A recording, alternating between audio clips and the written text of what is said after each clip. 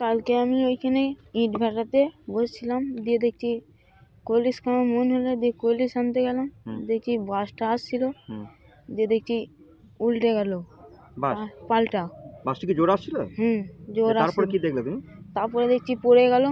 তারপর দেখছি এরকম পাল্টে গেল, দিয়ে সবাই ছুটে, আমি আর ওই কাকাটা গেলাম, যে কাকাটা আমার সঙ্গে ছিল, দিয়ে ও আর আমি গিয়ে একটা ছেলেকে জানলা দিয়ে মুখটা বাড়িয়েছিল, ওকে আমি নিয়ে এলাম। বাচ্চা ছেলে? হ্যাঁ, বাচ্চা, 18 বড় হবে। আচ্ছা।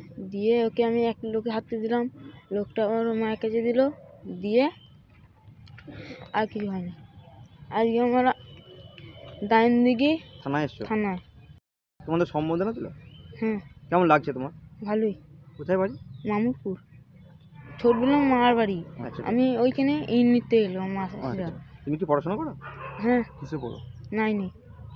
শুভ মাঝি। খুবই ভালো লেগেছে, অত ছোট বয়সে এত উৎসাহী হিসাবে এবং এত সাহসিকতার পরিচয় দিয়েছে। ও নিজেও উদ্ধার কাজে হাত লাগিয়েছে, আমি দেখে খুব আপ্লুত এবং ওকে আমি অনেক শুভেচ্ছা জানাই ওর ভবিষ্যতের জন্য। আমরা মানুষের প্রতি আমাদের এটাই বার্তা থাকবে যে অহৈতুক ভয়ের কোনো কারণ নেই, আপনারা এগিয়ে আসুন, পুলিশের সঙ্গে কাঁধে কাঁধ মিলিয়ে আপনারা আমাদেরকে সাহায্য করুন, আপনাদের ভয়ের কোনো কারণ নেই।